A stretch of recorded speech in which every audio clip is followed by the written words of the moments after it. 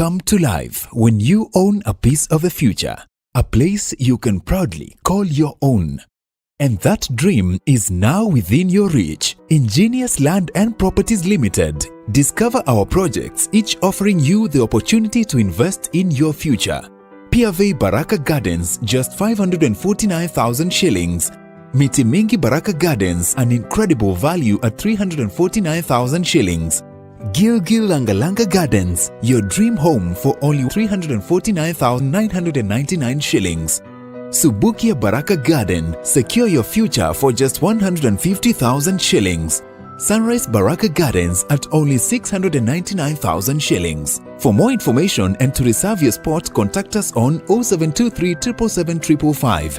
Visit www.ingeniouslandandproperties.com. Visit our offices in Nairobi at Unicity Mall Rooms 26 along Thika Road, Gilgil office next to Chawaka Supermarket, and Nakuru office CK Patel Building 8th floor Wing A. Ingenious Land and Properties Limited. Secure your future with us.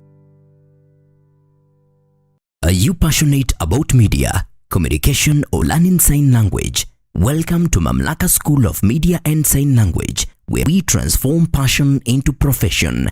We offer comprehensive courses in Kenya Sign Language and Interpretation, ideal for anyone looking to bridge communication gap and make a difference in people's lives. Explore the exciting world of journalism and mass communication, or capture breathtaking moments through videography and photography. Our TV and film production courses will set you on the path to success. Master the art of live streaming and become a pro in radio production. We also nurture entrepreneurial minds with our entrepreneurship skills program. And for those eyeing international opportunities, we offer test of English as a foreign language. Enjoy flexible fee payment options tailored to fit your budget. Experience high-quality professional studies that equip you with essential skills. Benefit from attachment placements in reputable media houses, giving you real-world experience. Grow in an environment grounded in Christian values and a commitment to discipline, ensuring a well-rounded education. We are proudly hosted by Mamlaka Television and Chosen Generation Church. Enroll today and step into your future. For more information, call, text or WhatsApp us at 0700 899 899.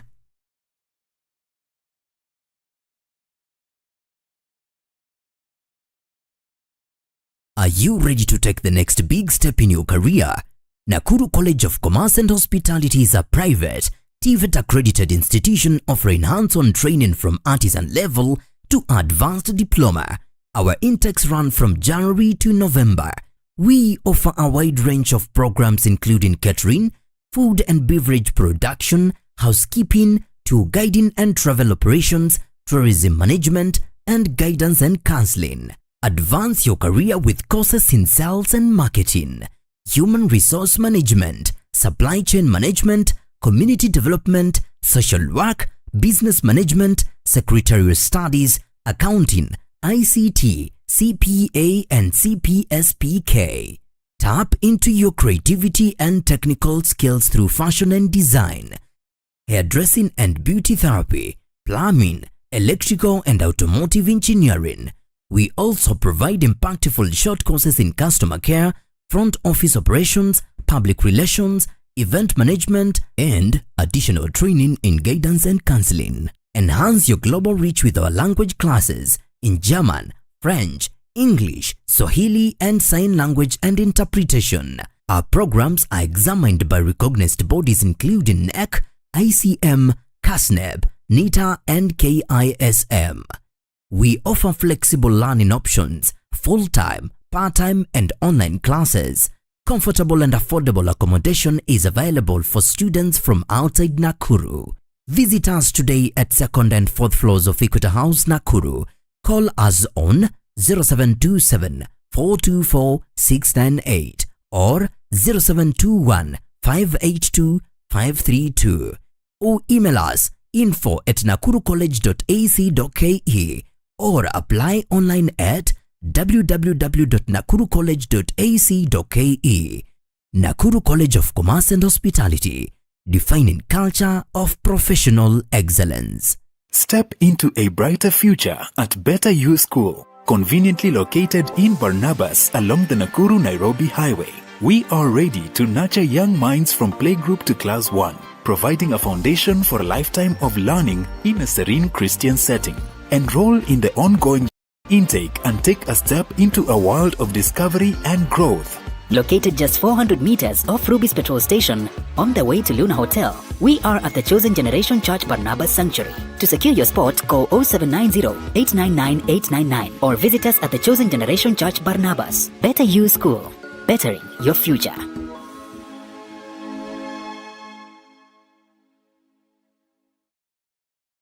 Step into a world of beauty and elegance, where we bring you the latest and trendiest beauty products and equipment that cater to your every need. From luxurious skincare essentials infused with natural African ingredients to a wide array of makeup products that celebrate the diverse beauty of East Africa, we have it all.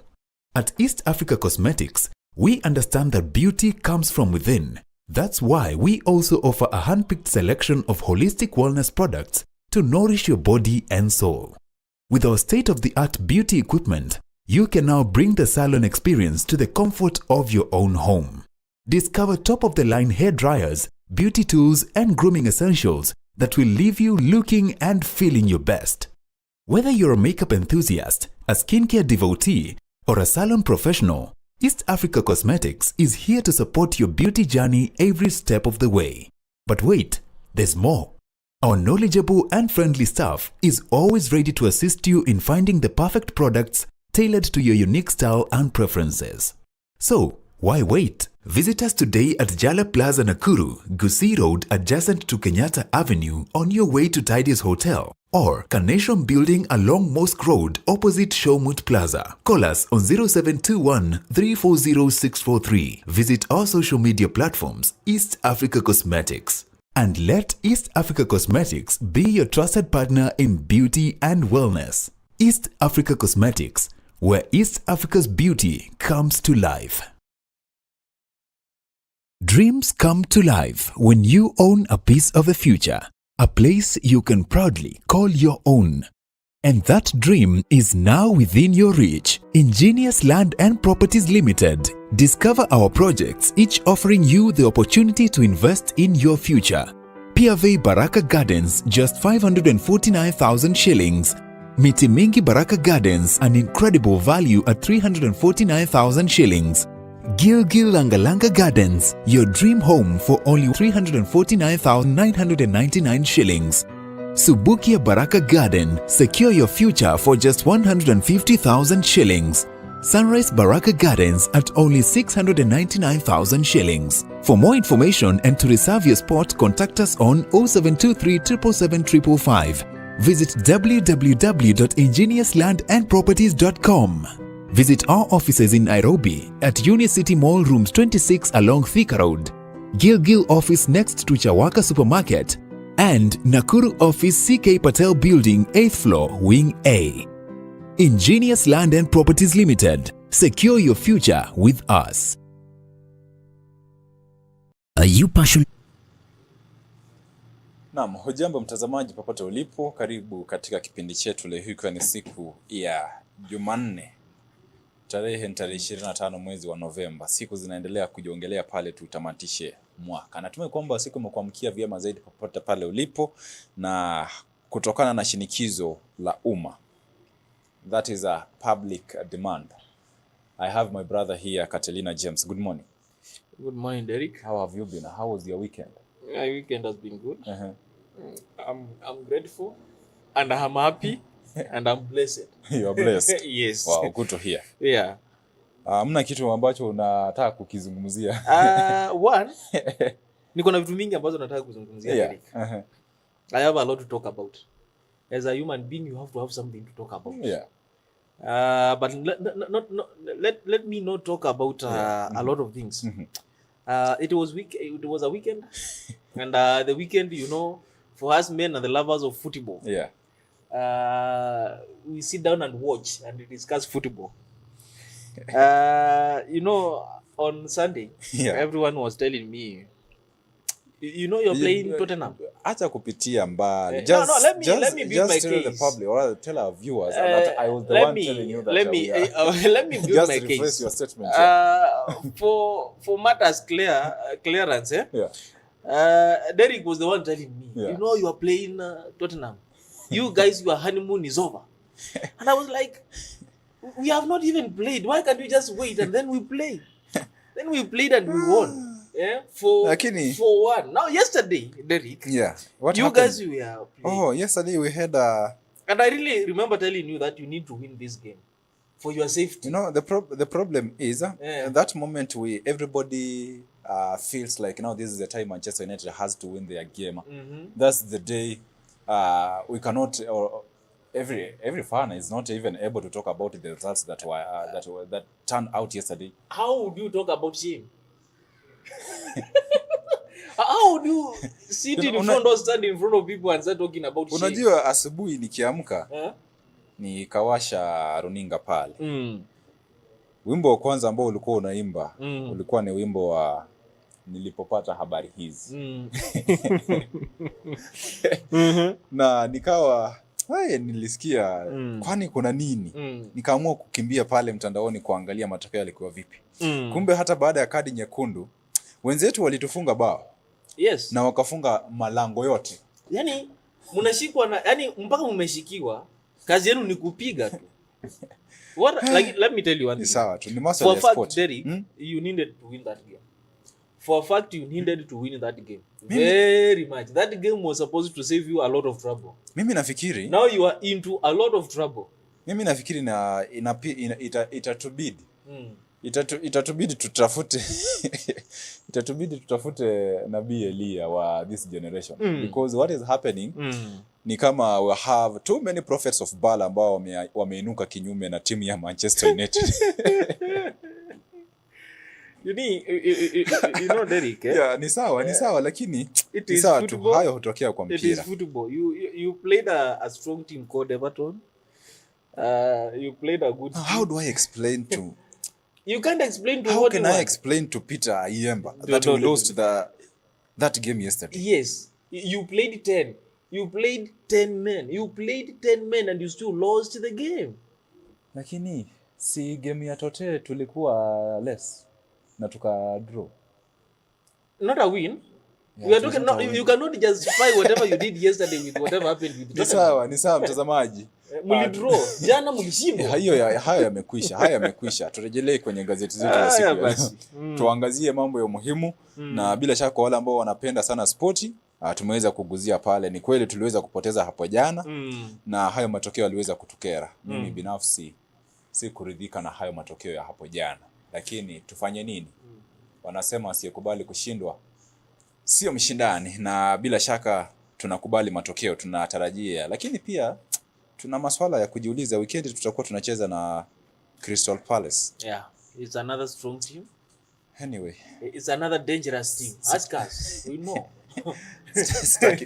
Sitaki kusononeka moyoni. Mtazamaji, tutakuwa naangazia habari kwenye gazeti zetu za siku ya leo. Tutaangazia habari pale katika gazeti za mtandaoni ama gazeti za kidijitali, gazeti la The Star, gazeti la People Daily, Business Daily na pia gazeti la Taifa Leo.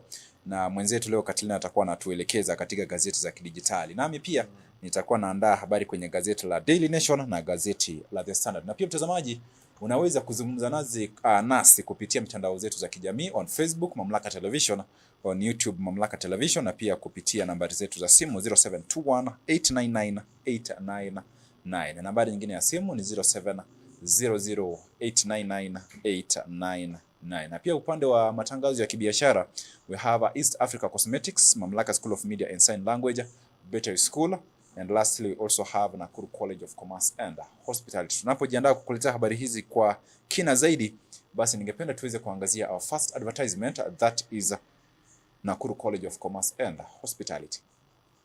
Are you ready to take the next big step in your career? Nakuru College of Commerce and Hospitality is a private, TVET accredited institution offering hands-on training from artisan level to advanced diploma. Our intakes run from January to November.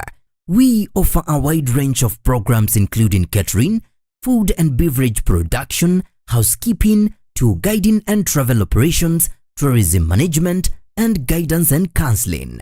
Advance your career with courses in sales and marketing, human resource management, supply chain management, community development, social work, business management, secretarial studies, accounting, ICT, CPA, and CPSPK. Tap into your creativity and technical skills through fashion and design, hairdressing and beauty therapy, plumbing, electrical and automotive engineering.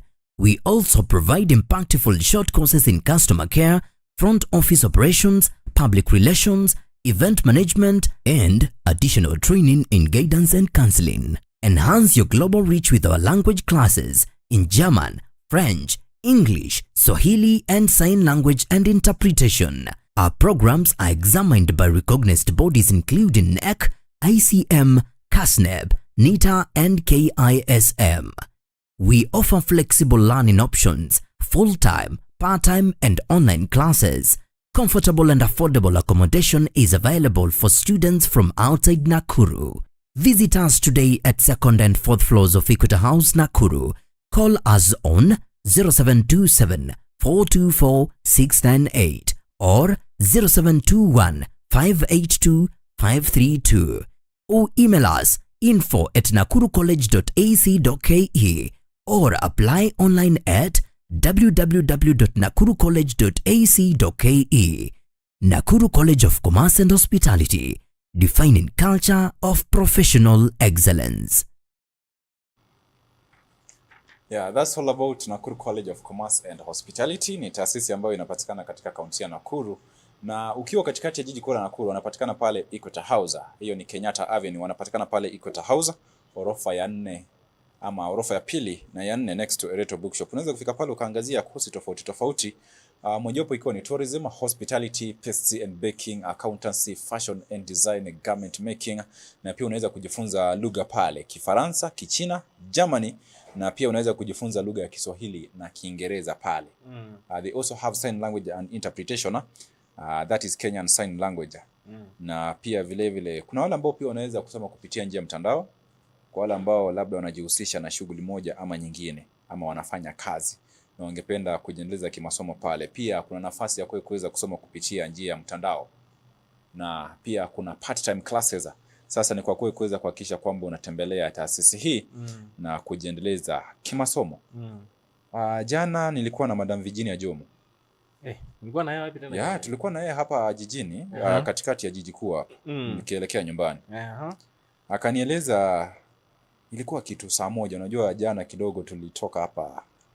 Unajua tulikuwa na ibada ya jioni. Nilikuwa na ibada ya jioni. Sasa na wao akanieleza kwamba kuna mitihani ya kitaifa inaendelea pale NEC. Okay. Sasa ndio wanatokea hayo masaa. Nilishtuka na shangaa saa 1, kwani shule wanafunga shule saa 1 jamani. Lakini sawa, alinieleza kwamba kuna mitihani ambayo inaendelea pale ya NEC, na bila shaka tunatakia watainiwa kila laheri. Kuna jambo ungependa kuguzia pale Nakuru College? Nakuru College? Yeah. Mimi bila shaka huwa naguzia upande wa kushona. Maana nikikuangalia bado you have not been able to acquire a new coat. Derek, don't worry. Those guys are almost finishing with their course. And they will be now very ready to serve you. They will bring you a new coat. I've ordered one. That's what you do with George. Ile wakati tumeambiwa haya basi, leo ni siku ya kukuja na jezi, Derek na George wanakuja na coat na tie. Unajua vitu zingine mtu anafanyanga you wonder. Why are you like this? Nataka niseme jambo moja, Catalina. Unajua si vibaya kumuelezea mtazamaji ukweli. Si lazima habari ambazo unampatia ziwe za uongo. You can be prosecuted for that. You're calling me a liar. Na pia kando na hayo, unajua tuko karibu na mafuta. Na wakati wote Minister Okelo anaweza kutokea amwe afanye kazi yake ya huduma. Sasa usidanganye, usiwadanganye watazamaji. Siku ya jezi tulitokea sisi wote na jezi, hamna yote. Labda hapo kwa George naweza kusema ndio hapo umesema kweli. Lakini ni sawa. Ni sawa. Waje kujeni na jezi kesho. Ni sawa. Kesho ni siku ya jezi. Derek na George wanafika na tie ina suit. I'm like, you guys, why can't you just listen for once? Unajua George hananga timu. Hiyo ndio kitu nafaa kuelewa. Hana timu haje na ako pale akilia Gor Mahia kila. Gor Mahia alisema hata hajui nahodha wake ni ya nani. Hajui, hata tulikuwa tunamuelezea kwamba baba alikuwa ni kama mfadhili mkuu wa timu hiyo. Hajui. Sasa hatuwezi kumlaumu na huwezi kumlazimisha mtu kushabikia timu ambayo haitaki ama haijui. Ni mambo ya dunia haya. Hata wewe ambao unashabikia Arsenal, kuna yule ambaye hataki kusikia jina Arsenal. Sema tu hutaki kusikia jina Arsenal. Fine. Okay, tuangazie masuala ambayo ni ya umuhimu. But mtazamaji, that's all about Nakuru College of Commerce and Hospitality. Unaweza kufika pale na kuangazia kosi tofauti. Ni taasisi ambayo inaongozwa na Madam Penina Ng'ang'a pamoja na Madam Lucy Beni. Jua kidogo nitaje Madam Beni. Niseme Benina. Madam Principal my friend. Kile ni sawa tu. Homa jameni inafanya matamshi kidogo yanakuwa magumu kuyataja, lakini tutajitahidi hata zaidi. Hebu tuelekeze katika gazeti za kidijitali. Before tuende kwa gazeti ya digitali, let me touch about something which Mr. President said yesterday, if I'm not wrong. Mr. President, like 20 hours back, he has said that he has welcomed big Malaysia engineering companies to work with us as we expand our highways by 2,500 kilometers and 28,000 kilometers of roads around Kenya. Derek, I tend to believe that Malaysia, the best engineers in terms of building roads.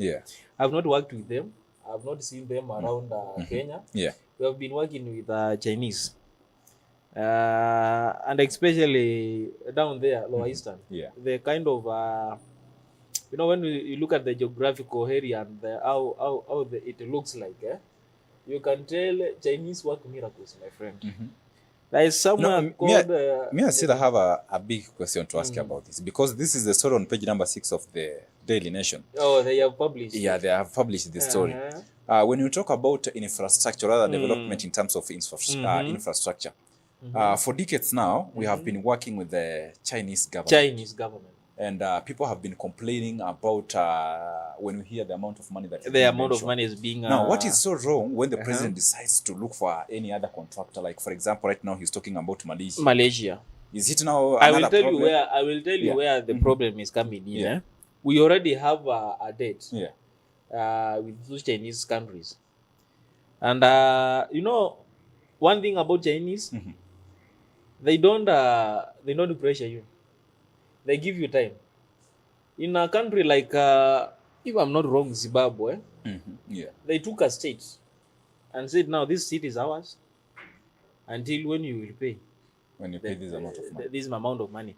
We already have that date, Derek. Now, we are working with Malaysia, Malaysian engineers. The project has not begun yet, but they are just showing interest now to work with it. Now the question is, Derek, the question is, compared to what we spent when we were building now the current highways, the few highways we have in Kenya, to what Malaysia is going to use, which is making more sense. Okay? Another question, Derek. Why Malaysia now? Okay? And the third question, Derek, I don't know whether you've been following the thing to do with these highways, but the thing is, when they are built, for you to use it per kilometer, you will be paying 8 bob. 8 shillings, 8 shillings per kilometer. Okay? Let's say you are coming from here to Nairobi. That's almost 100 kilometers, if I'm not wrong. Can I ask you a simple question? Do you have any problem with the amount of money that is being charged per kilometer? Like, for example, I have a problem. You have traveled for 27 or 450 kilometers. The problem is, Derek, the problem is not the amount. The amount of money. Actually, it's not a problem to me. It's a question. Why would I pay? That is the question I'm asking myself. Why would I pay? Yet, we have funded bodies which deals with the highways. Kenya. We have the other even we have the road levy.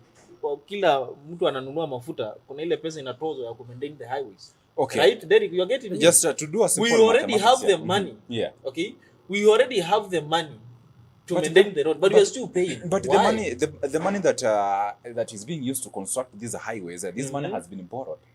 How Why are do going we have to collect? borrow Yeah. the money? Derek, what I don't get, Yeah. why I don't understand a lot of things to do with borrowing when it comes to government. Yeah. I don't agree with a lot of things to do with borrowing when it comes to government, because you will hear that tunachukua loan tujenge barabara. Yeah. Barabara yenye tumekuwa tukitozwa ushuru. Are you getting me? You know, it only makes sense. Derek? Like, for example, let's say we are using this Nakuru-Nairobi highway. This road has been there for decades, right? Yes. Now, when the government now decides to charge or to press charges for those people who use that road, me, I will have a problem with that. But remember, we are talking about the charges a are there. project. The charges No, are there. that's Derek. not the road that we're being charged. In every fare you give 50 bob. Yeah. In every 50 bob you give, Yeah. there is that allocation in that 50 Now, bob that is the of viewers, that is which the- goes to the road and infrastructure. You get me? Yeah. The money is already there. Derek is like telling me, umekuwa ukilipa rent, okay, kwa mwaka. Yeah. Then mwisho wa mwaka landlord akuja kuambia sasa kuna hii pesa yenye unafaa kulipa ya mwaka mzima na umekuwa ukilipa rent. Kutumia tu utajiuliza tu. Swala ambalo tunajiuliza ni kwamba unalipa pesa kwa nyumba ambayo umekuwa ukiishi ama kuna nyumba nyingine mpya ambayo inatengenezwa ambayo unapaswa kuweza kuitumia pale. Exactly. That Now, is the question. That And is the here question. We are talking about the new highways that the are new going to highway, be, the new highway, which the money as what is the work of these tax Kenyans pay for roads? Eh? Can I ask Because you a simple question? let me ask you. You have a phone, right? I have a phone. And you decided to buy another phone, a new phone, right? Yeah. And you decide this phone, I'll still keep it. Of course, you still use it. Now, what happens with the new phone? Okay. What happens with the? See, I'm going to my pocket and buy another phone because probably I've been saving for a new phone. Probably. If I need to buy another, let us not talk even about phones. Phones are small things. We are blessed. Yeah. Let's talk about now cars. I have a car. Yeah. And I need to buy another car. Do I need to get a loan? It means that I had a plan of buying another car. No, I have already been there saving. It only depends with the amount of money that you have in your bank account. Now, the amount Like, of for money example, which we right have now we are talking as a country, we don't have, do we have enough resources to build roads? Kenya is very stable and it has a lot of resources. I told you this the first time I said in this show. I told you this. If Kenya decides to depend on itself, it will. Derek. Yeah. And I will tell you why. Okay? We have enough resources, Derek. Yeah. The kind of billions we use.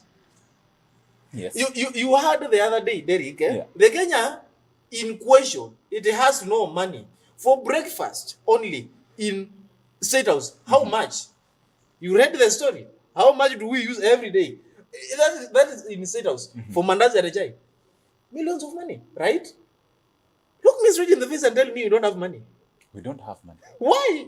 Because And we when can you see, spend that kind of money. if we had enough resources, like for example, we wouldn't. I am be here to tell you that having we have enough that resources, conversation, like just the other day we were talking about These the amount ones of money don't that should even be listen. sent Derek, to our, if you to our listen, if you listen to the speech which Didi Nyoro gave the other day, you will come to learn that these money we borrow, they don't go to any of those projects we talk about, Derek. Because now, Derek, we are speaking about a road. Like, let me give you another example. Another example like the JKA, Derek. Yeah. What was making us to want to privatize that airport? Only 200 billion. Only 200 billion. You want to tell me Kenya? We cannot afford 200 billion. You know, when we look at these things, we have procedures that are made and things that we are required to do as a country. When I have a look at, of course, that's not the only focus that you have to put more effort. We have other things to work on. Like the other day we were having conversation about the amount of money that is spent in our institutions. That is the education system.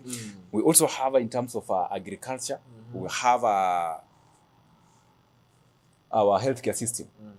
And we also have issues. Remember the other day, the Senate and the parliament, that is the two team, they had an argument of the time, or rather the amount of money that should be sent to the devolved units. And they were asking, if we are giving you this 415 billion shillings, what are you going to do with this money? And people were saying, still this money is not enough. This amount of money is not enough when you talk about development in every sector. So this is my argument. If they are borrowing money to build these roads, and they are putting some charges, of course you have to pay that loan.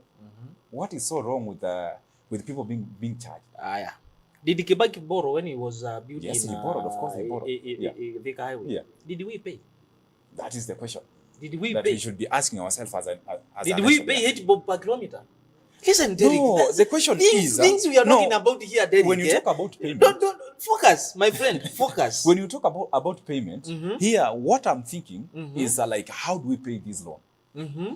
We can be charged using these roads, but again, we don't see anything that is happening in terms of paying those loans.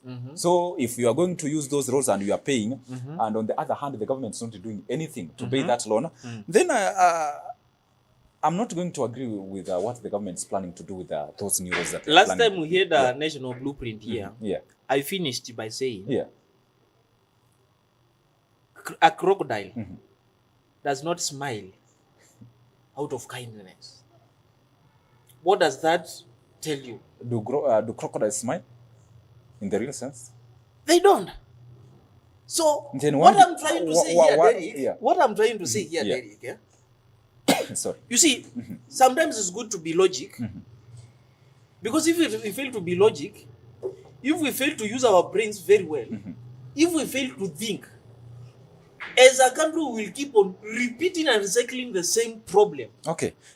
My point is, take Derek, us through the digital newspapers before Derek, we have a look at the Daily Let Nation. me finish my statement. Yeah. What I'm trying to say here, Derek, never in your life expect kindness from a person who has never shown one. We have loans, sitting loans, Derek. We don't know how are we paying. We don't know. There's no something like public audit. We don't. Hatujui tumelipa ngapi. Hatujui ni gani ijalipwa. Na tunaongezewa. Yes, that is the area that we have to put more focus in, because you cannot tell me we are continue borrowing. Like for example, I've just mentioned to do with China. The amount of money that we owe that government. Okay? Then again, the government is planning to do some more borrowing in terms of to bring in more development activities. Those are some of the questions that we should be asking ourselves. If we borrow this money, they tell us this is the amount of money that we have paid in terms of dates. They don't tell us. They don't tell us, yeah. And they will take another loan to manage the Malaysian engineers. And again, they will not tell us how. That's why I told you to take us through it is only in Kenya where we don't answer the question how. We answer the question why, but not how. And even if we answer the question why, we still ask why it is happening. Okay, take us through the Star. We see what's happening here. Yeah, we see what is happening in the Star. Mbere wanachaguana lini? Ni Thursday. Yeah. Thursday ndo wanachaguana. Si Mbere peke yake. Ni kule Magarini, kule Kasipul, kule Malava, ni wapi kwingine? We have another constituency kule Narok pia. Na hapa chini kwa Papa wa Roma.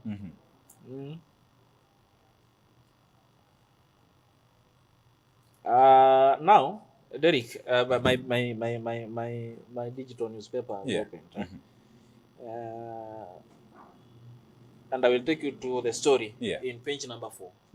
And it says that Ruto locking in the Rift Valley vote and what it means. Insiders say that the plan involves a network of loyal friends, former rivals, fiery grassroots fighters, and influential state officials. This is practically politics. And I told you something here after the demise of Baba. And I told you it has changed. Now the death of Raila Amolo Odinga changed the shape of how the politics used to be. Because earlier, when Raila Amolo Odinga was alive. For you to decide who will vote for you and which votes will you gather, you are either supporting Raila Amolo Odinga or opposing Raila Amolo Odinga. Yeah. That's what it defined. And now Raila Amolo Odinga is not there as a central denominator. Okay? Yeah. Now we are back into default system. What is happening here? Whatever the author is talking about here. Yeah. You saw the other day President William Ruto having a candid discussion with Gideon Moi. Yeah. You hear he is eyeing for someone like Wamalwa down there at Bukongo. Now, Wamalwa is not from Kakamega. Now, Derek, Yeah. you know, when I mentioned Bukungu, Mulembe Nation in general, it's there, including you. You are there. Now, Derek, whatever President Ruto is doing here, Yeah. I remember telling you that President William Ruto is not a political dwarf. Yeah. He's a political genius. The guy is genius. He knows when he has a Rift Valley, to get or to win Mount Kenya is very easy. You know, allow me to answer you with a proverb, a certain proverb. Na ni ya lugha ya Kiswahili. Unasema kwamba siku ya nyani kufa, miti yote huteleza. I still have a simple question. Does it mean that President William Ruto has locked every vote in the Rift Valley region? It does not mean that he has. Because we have a big name like former Senator, Baringo Senate, Gideon Moi. Yeah. If you ask me today, being honest with you, here in Rift Valley, Gideon Moi is not a big name. It's not a big name. Okay, it is a famous name, but remember what not happened. A big name. Remember what happened? Just previously, when remember in Baringo we also have by-elections that will be happening on Thursday this week. That will be on the 27th of this week. Remember when we had a conversation about another cabinet reshuffle that is looming? Has it happened? Not yet. Then what is Gideon Moi planning? Because people, we felt like now this is the time for Gideon Moi to be appointed, Laura to be. You see, there is two rumors. His followers. You see, there is two unconfirmed rumors that the reshuffle will still be there. Another thing, Derek, Gideon Moi is not a man of strategy. If you have followed politics of Kenya closely, Gideon Moi is a man who is behind a name, okay, of his the father. Moi name is pushing him somewhere. No, okay? That's why I'm telling you. Don't just tell us the Moi's name. He is part of the family. He's a family member. He is a family member and a son. That's why I'm telling you the name Moi. Today, Derek, if I've been mentioned to, if my name is followed by the word Raila somewhere down there, I will be someone very big in the country. No, it is true. The names, we talk about now the royal families in Kenya. The royal families in Kenya, we have Kenyatta family, we have Moi family, we have Odinga's family, right? Now, Derek, when you are associated with those families, something by default is in you. You are either in government or in government. You know, when we try to answer that article, or rather according to the writer of that article, he's asking us, is President Ruto locking every vote in the Rift Valley region? Then I've been thinking about it in a way that, when we just walk up and start talking about a certain, or rather politics in certain region. Like, for example, it could be possible if we have one voice. Like, for example, let's say in the Rift Valley region, we only have people who support the president. Or rather, when it comes to by-elections like you're having right now, it could have been easier for us to understand, or to know what is happening in the region if we don't have opposition. If the people are speaking in one voice. The politics you are talking about right now. But right now as we are talking, we have candidates who are there. We have independent candidates. You know what you are talking about? Don't about? support agendas from the government. You know, when you are saying that it would be easier to have one boss. In Kenya, that has only happened once. And that once is it has happened in Lakeside. In the Lakeside, And the only person who could be that is Raila Amolo Odinga. Yes? Because down there, Raila Amolo Odinga could stand up with you and say, "Huyu ni Derek, na hata kama mjui, mimi namjua, nataka mumchague." Na kila mtu ako, baba amesema, wacha tumuchague. Yeah. Unaona? He was the only kingpin who could do that. In the rest of the country and the kingpins, you find that they can't manage that. With this generation, I think we still have, or rather our leaders have to change the style or rather the way they do their politics, because right now everything is on the social media. If you say something, people will try to do their own investigation to try to understand is what that thing that you're talking about, is it true or false? With right now we have young men, we have young women who have stood up to challenge some of the things that our leaders are doing. And I think right now we can say, I can speak, or rather I can say publicly, that in the Rift Valley region, we are not yet to say that. We are not yet to a point where we say that because President William Ruto has Gideon Moi, because President William Ruto has some other officials, government officials, and other senior people in the region. It is hard to say that everybody will support him. You see, it is only in Nakuru, and they say that Nakuru is the heart of politics of Kenya, and I agree with that. Nakuru is very diverse, and is a metropolitan area. And it is only in Nakuru where you like the last election during 2022 election. I was very active in field, and I can tell you, when UDA came, there was multitude of people who supported them. No, genuinely. When Azimio came, they had again a huge multitude who also supported them. So it is the only, Nakuru defines for us in Mawili Amani. It is the truth of the matter. I am not from Nakuru. I am just a resident in Nakuru. But I know this because I have been following closely. When Mudavadi joined President William Ruto and said that we are going to launch earthquake in Nakuru, Kenya Kwanza was born. Right? So these are the things, Derek, I can tell you for free. Like in Nakuru defines for us in Wangapi, right? So when President William Ruto is trying to maneuver around Rift Valley and Nakuru, to be specific, he knows he wants to be defined somewhere. Okay, let's take a very short commercial break. When we come back, we are going to have a look at more stories that are making headline. And of course, if you have your thought, your opinion, you can share with us through our WhatsApp number, that is 0721-899-899. And remember, we are also on social media platforms, that is on Facebook, Mamlaka Television, and on YouTube. Remember to use those accounts to share your opinion. Let's hear where are you watching from this morning. This is Mamlaka Breakfast. Ni kipindi ambacho hukujia kila siku ya wiki, na hii leo basi ikiwa ni siku ya Jumatano, bila shaka bado tunakupatia nafasi ya kuweza kuzungumza nasi. Tunachukua kipindi kifupi cha mapumziko, tukirejea tunarejea na mengi zaidi. Usiondoke. Dreams come to life when you own a piece of the future, a place you can proudly call your own. And that dream is now within your reach. Ingenious Land and Properties Limited. Discover our projects, each offering you the opportunity to invest in your future.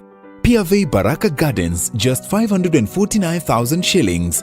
Miti Mingi Baraka Gardens, an incredible value at 349,000 shillings. Gilgil Langalanga Gardens, your dream home for only 349,999 shillings. Subukia Baraka Garden, secure your future for just 150,000 shillings. Sunrise Baraka Gardens at only 699,000 shillings. For more information and to reserve your spot, contact us on 0723 777 555. Visit www.ingeniouslandandproperties.com. Visit our offices in Nairobi at Unicity Mall Rooms 26 along Thika Road, Gilgil office next to Chawaka Supermarket, and Nakuru office CK Patel Building 8th floor Wing A.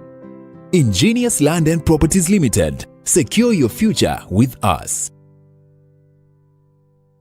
Are you passionate about media, communication, or learning sign language? Welcome to Mamlaka School of Media and Sign Language, where we transform passion into profession. We offer comprehensive courses in Kenya Sign Language and Interpretation, ideal for anyone looking to bridge communication gap and make a difference in people's lives. explore the exciting world of journalism and mass communication, or capture breathtaking moments through videography and photography, our TV and film production courses will set you on the path to success. Master the art of live streaming and become a pro in radio production. We also nurture entrepreneurial minds with our entrepreneurship skills program. And for those eyeing international opportunities, we offer test of English as a foreign language. Enjoy flexible fee payment options tailored to fit your budget. Experience high-quality professional studies that equip you with essential skills. Benefit from attachment placements in reputable media houses, giving you real-world experience. Grow in an environment grounded in Christian values and a commitment to discipline, ensuring a well-rounded education. We are proudly hosted by Mamlaka Television and Chosen Generation Church. Enroll today and step into your future. For more information, call, text, or WhatsApp us at 0700 899 899.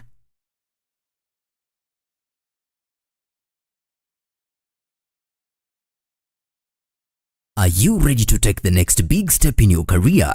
Nakuru College of Commerce and Hospitality is a private, TVET accredited institution offering hands-on training from artisan level to advanced diploma. Our intakes run from January to November. We offer a wide range of programs including catering, food and beverage production, housekeeping, tour guiding and travel operations, tourism management, and guidance and counseling. Advance your career with courses in sales and marketing, human resource management, supply chain management, community development, social work, business management, secretarial studies, accounting, ICT, CPA, and CPSPK. Tap into your creativity and technical skills through fashion and design, hairdressing and beauty therapy, plumbing, electrical and automotive engineering. We also provide impactful short courses in customer care, front office operations, public relations, event management, and additional training in guidance and counseling. Enhance your global reach with our language classes in German, French, English, Swahili, and sign language and interpretation. Our programs are examined by recognized bodies including NEC, ICM, CASNEB, NITA, and KISM. We offer flexible learning options, full-time, part-time, and online classes.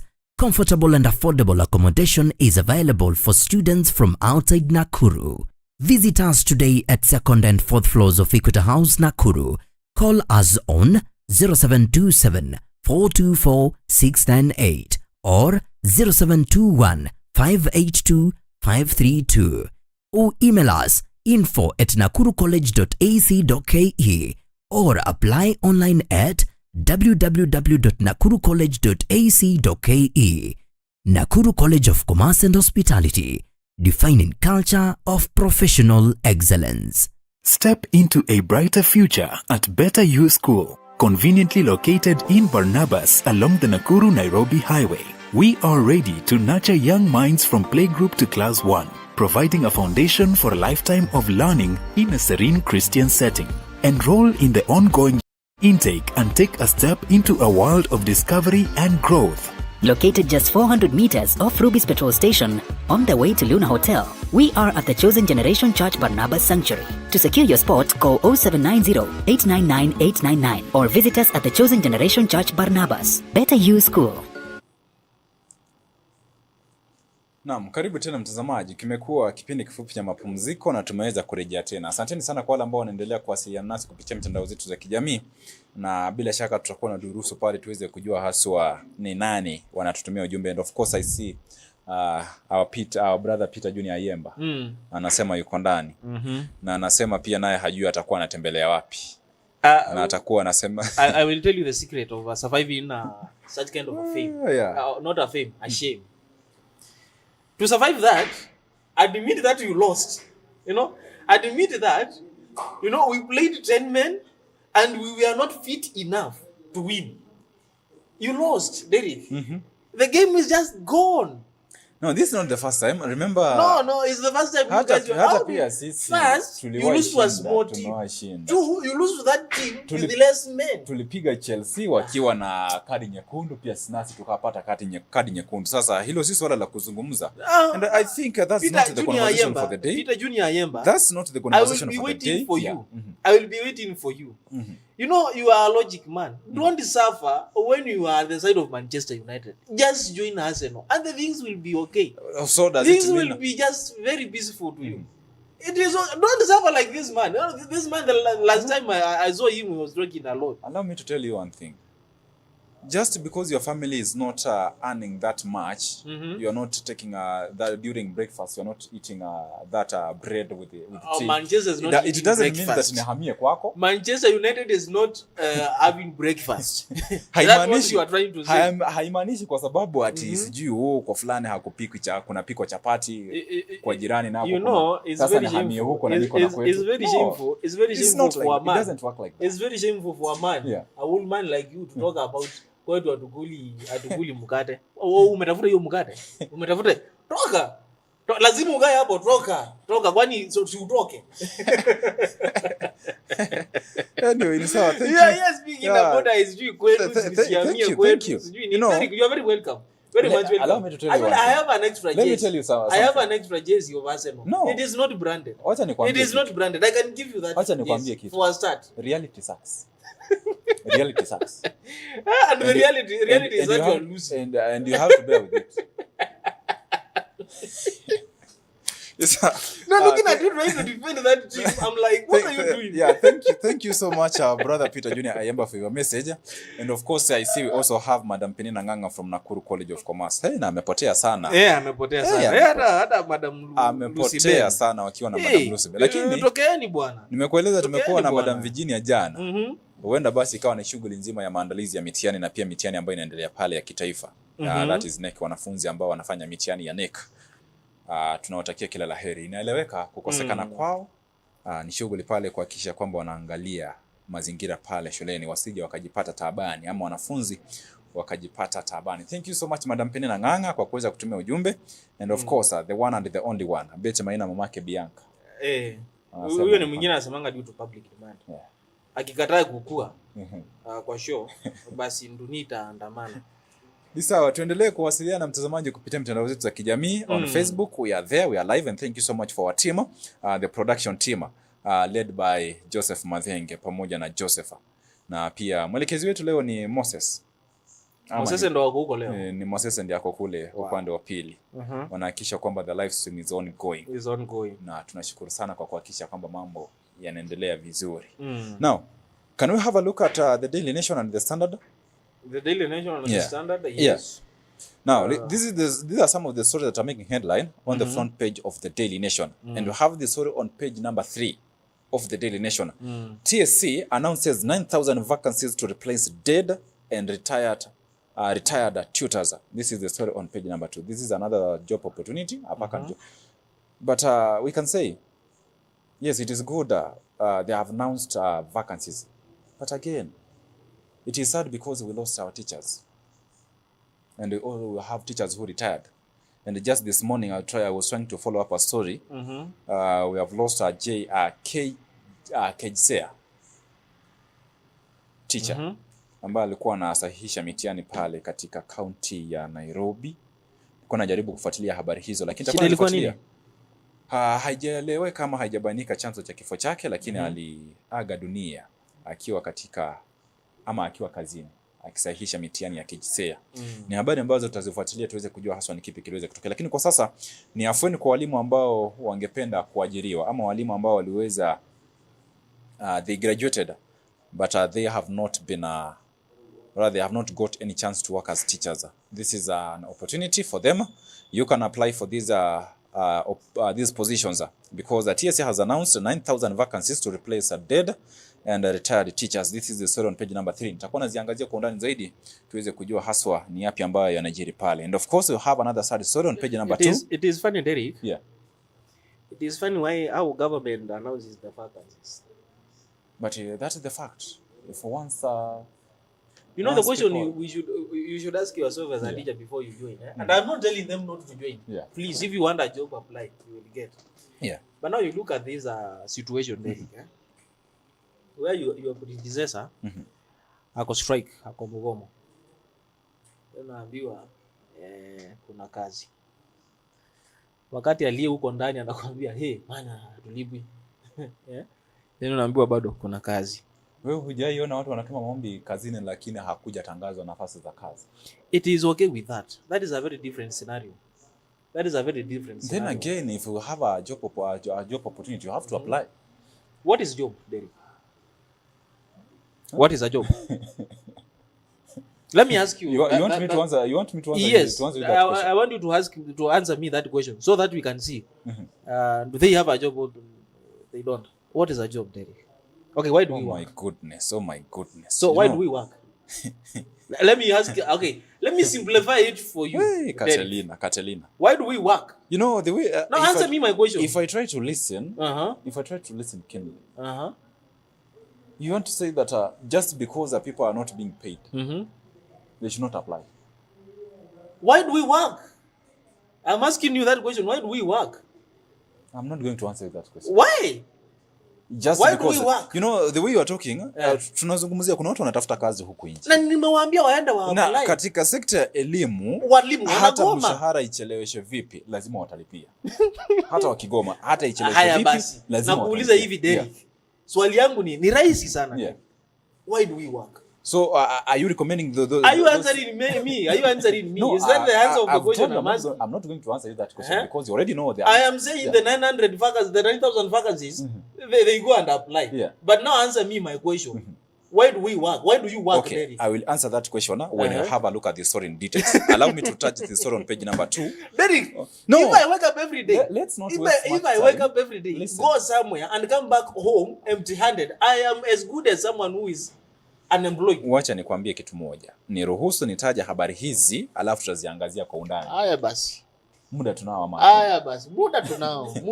You will ask that question when I have a look at the story in details. Now, this is the story on page number 2 on the front page of the Daily Nation. Double tragedy. This is a sad story to a man who lost home in Mukuru, caught up in Makongeni evictions as residents win court reprieve. This is the story on page number 2. And of course, on page number 6, this is the story that we had a look at the start of this session. And we are being told that first world ambitions on track. Malaysia Prime Minister President William Ruto was pushed to steer Kenya towards first world status, has received a backing from visiting Malaysian Prime Minister Anwar Ibrahim, who said the goal is achievable. And on page number 10, we have this story about IEBC. All eyes now on IEBC as campaigns went up 181 candidates square offer. This is the story on page number 10. We are being told that all eyes now on IEBC as campaigns went up 181 candidates square offer. Ni habari ambazo zinapatikana katika ukurasa wa 10. And now this is our headline on page number 4 and number 5. The poison in our food. The poison in our food. This is the story on page number 4 and number 5. And you are being told that the European Union continues to export pesticides it has banned from use within its own borders to African nations, with Kenya being a destination for more than 400 tons of the deadly cancer-causing chemicals, a report by a Swiss-based organization reveals. And I still have Why do we have KEBS? Why do we have KEBS? Is KEBS working? Why are we allowing these items? It is again another question in our country. And you know, when I look at these are the specifically banned pesticides, and those that were withdrawn from the Kenyan market. Like for example, we have the chlorodene. This is an insecticide.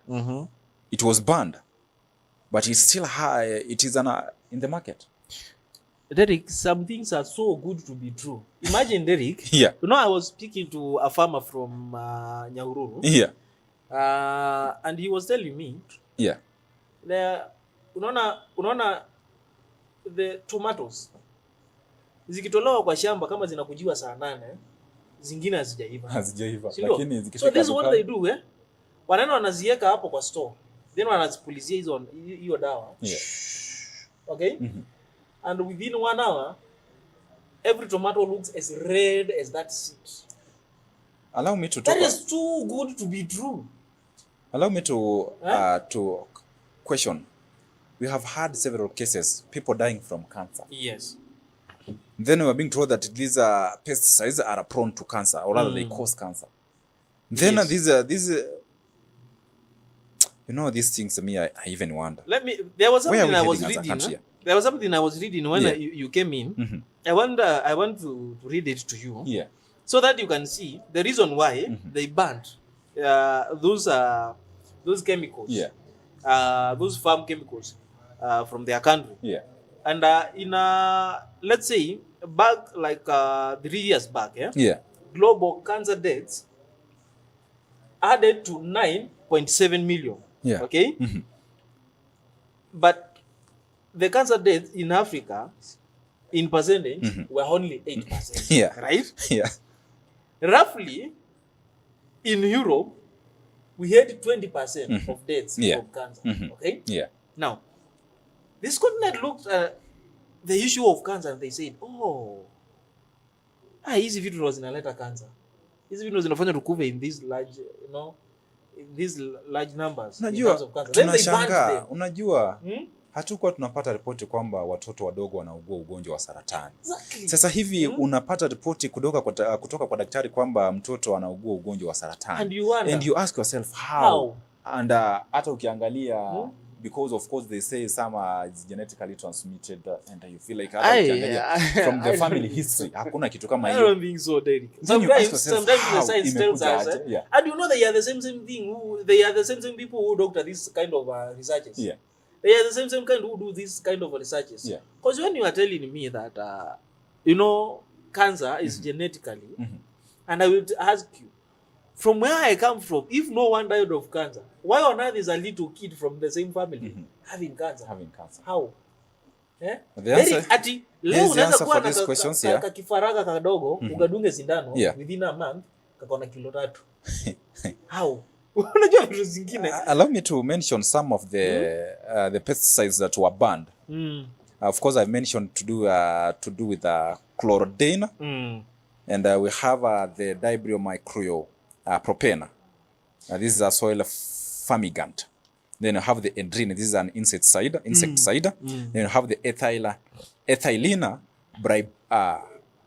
dibromide. This is the EDB. Maneno hiyo ni majina hii ni majina ya kisayansi, hata yanakusumbua kidogo. Mkiona nikitatizika kusoma. We have this name. I understand you. We have this name called the fungi. Now add the term side. How do we mention it? We have fungi, then add side. Unaitamka vipi? Me, I remember in high school I used to call it a fungicide, the fungicide. I don't know. Ni sawa. Then you also have the withdrawn, or rather those that were withdrawn from the Kenyan market.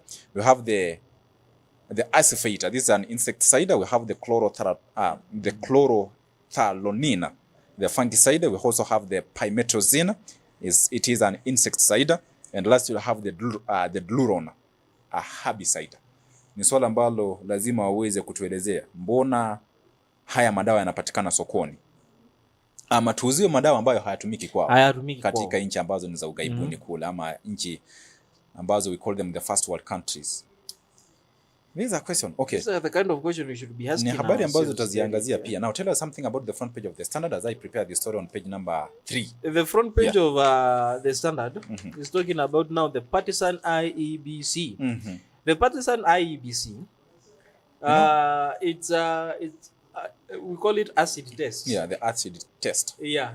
The reconstitution of IEBC was meant to redeem an electrical agency long tainted by state interference and timid leadership. But days before by-election, seen as address rehearsal for the 2027 general election. The commission is already struggling to shake off doubts that dodged its formation.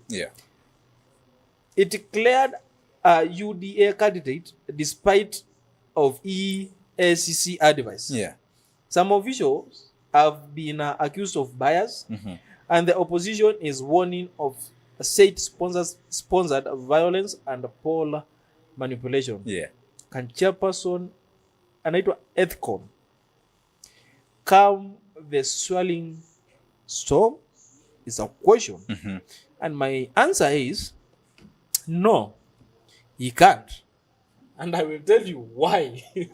When I look at when you look at the way things have been happening, just the other day, our opposition brigades were trying to raise issues about what's happening in the coastal region. Like they feel like one of our other IEBC officials, they have been conducting meetings with some of the returning officers, and Rigathi Gachagua was telling us that this is the time to test.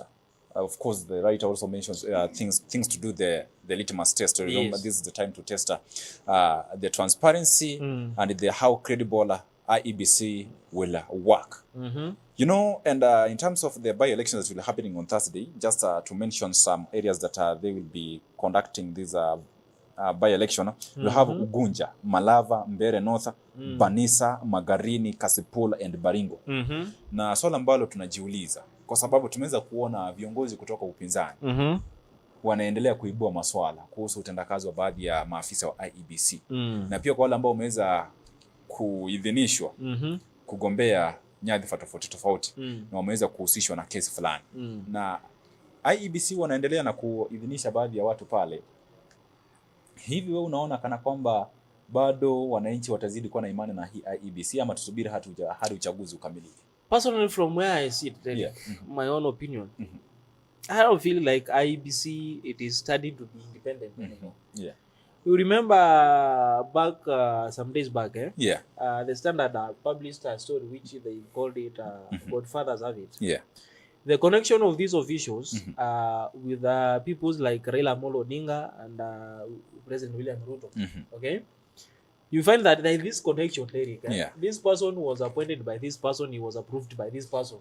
When you follow that track, you find that this person is here because he spoke to this other person, and this other person spoke to the Godfather. The Godfather said, yes, watch out, go up. Derek. IEBC, we have been having a problem with the IEBC for the longest time. Since then, Derek. We had a IEBC which was led by late Chebukati. We had Raila Amolo Odinga and the opposition brigades saying that this IEBC is not fair. The IEBC is being interfered by the government. The IEBC is not serving the purpose it should be purpose to do. The IEBC is not conducting. We complained about the IEBC. Then we reached at a point where now we said now we need to have another a body called the IEBC again. And this IEBC will have new people, and the people who are going to serve now the purpose. That was the IEBC to their commissioners themselves to be appointed by Mr. President. It took again very long, because we had the cases filing in the court regarding the people who were appointed by the Mr. President.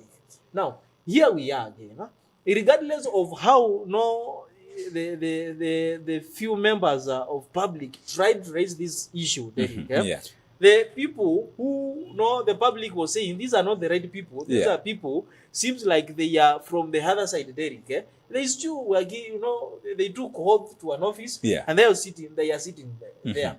What are they doing now? As per now, they are doing nothing. Now, voters' education is not being conducted. And when you ask why, know what they tell you? They don't have money. How much do you want? 60 billion. To do what exactly? To prepare for the coming general election. General election. To do what? How expensive is printing papers? You remember how expensive Derek is conducting civil education, voters education. There's something that Mr. Osanyo said during the blueprint conversation. He said, when you talk about the independence of IEBC, how do we expect IEBC to be independent when the chairperson is appointed by the president? If leaders from the opposition or other opposition brigades, they have been given room to recommend people who will serve as the IEBC commissioners. Now, and we still expect those people to be independent. The question is, what should we do? Who should be appointing these people? Because you remember the other day, I was complaining about now opposition telling us, these are not the right people. But I was complaining now, what is the solution? You remember telling you, in Kenya, we address the problem for the sake of that problem. Yeah. We don't address the problem for the sake of solution. We are not into solution. Yeah. We are into the problem. Yeah. And the problem we keep on not discussing. We are addressing this problem for the sake of it, not for the sake of solution. Now, because president is not supposed to appoint these people. Yeah. Now, can we know now who is supposed to right appoint now as you are talking, it is good because we have IEBC. We have IEBC commissioners and the chairperson. And this reminds me of a statement that the late Raila Amolo Odinga said, that it is good to have a collapsed system than to have none. Right now we are talking about IEBC. This is the first test that they will be conducting on Thursday. And this is the time they have to show their credibility in terms of the way they do their things, in terms of how they are going to conduct these elections. This is the time. Remember, we are heading to the 2027 general elections, and if there will be no any transparency. We receive cases that we have seen some of irregularities that has been happening. And you see, Derek, then that will be something that people will not agree to it, and they will say, of course, what we have been saying, it has come to, we have seen for ourselves. Na hatutaenda sasa hata watu wataogopa kuelekea katika uchaguzi. This is the time they still have time to make sure that this by-election that will be happening this week, they conduct it peacefully in a transparent form. Now the point is there. You see, Derek, you have said that you have quoted that Raila Amolo Odinga the late said that it is better to have a collapsing system than to have none. It is the same discussion when you hear some people saying we rather have this one mwenye anakula lakini bado anatufanyia kitu. You hear that kind of conversation? I strongly say no to that. You see, these people who are talking like this, like I was in a meeting somewhere, and a man, old to be called my grandfather, stood up and said, it is impossible to kill corruption in Kenya. How is it impossible? And I raised my hand and told him, you know, you have lived in this country as a grown-up for 40 years. Okay? All you have done is seen, is seeing a country which is corrupt. You yourself, you have been in the same corruption. You have been living in Kenya for so long in the state of corruption such that you cannot afford to live a Kenya with no corruption. Unajua, everybody has his own opinion. And I will agree with you, and at some point I will also have a different point on that. Remember the time we were talking about IEBC, we don't have officials from the IEBC, and we are complaining that we are heading to the 2027 general election, and we don't have IEBC. Right now we have IEBC. We can still change the environment. Now, we can still change the tone. We have IEBC, and I agree with you. It is good that we have IEBC. But the question is, you see, when I say we address the problem for the sake of problem, not for the sake of a solution, I mean, like, we had a IBC which was controlled by government, right? Now, just say you strongly believe. I strongly believe that. Because when you stand up and say... Which was interfered, which its business was interfered by government, right? And we saw it's good to have another IBC. A new board, new people, new faces, people who will work. Then again they come in, and the business is still being interfered by the government. What change does it bring? Which solution did we bring? You know, I have a different version of it. Remember when Mr. Erastus Kono was appointed by the president, and he was verified by the House in Parliament. People from Turkana just came out publicly to appreciate the president. They said that because the president has done this and this, we are going to support him come 2027. Now, is the problem is the president the problem, or with the public the problem, with the citizens? With the problem? Just because the president appointed this person, now he becomes the savior of the day. You see, Derek, today, if my mother was to be alive, may her soul rest in peace. Yeah. And I noticed that she is doing something out of logic. Yeah. Like, he's not, he's not literally doing something right. Yeah. I might not condemn her, okay? Yeah. But back in my mind, I will say that, she's lacking, a certain civilization. Yeah. Okay? When we talk about now, Derek, citizens having problem on how they behave in some matters, sometimes it's not their fault. How? Sometimes we are with you here, Derek. How do you tell us it's not their fault? Now let me answer you. I was here with Mheshimiwa Jambo Kenya the other day, and he told me there are three different types of voters and supporters of politicians. Yeah. We have a person, or the kind of a voter who will vote using his head. Yeah. We have another kind of a voter who will vote using his heart. And we have another voter who will vote using his stomach. And the people who use stomach are many, more than people who use logic. This is head. Okay? The people who use heart to vote, they are too many than the people who use logic. Yeah. Derek, why are people not using logic and their head when when they are voting? I will tell you why. And because Derek, who's responsibility? Lacking information, Derek. They say if you want to beat someone, be mean with the information. Okay? Yeah. If you want to beat someone and dominate him or her, make sure that he or she knows nothing about anything. That is what voters of Kenya are being exposed to. I was giving you an example here. Yeah. When you go, I went back at Kitui. There was a Thursday I was not around. And there was this guy who wanted a senator's seat. And he was in the church, in the pulpit, saying that, you see, when you elect me, I will build you a road.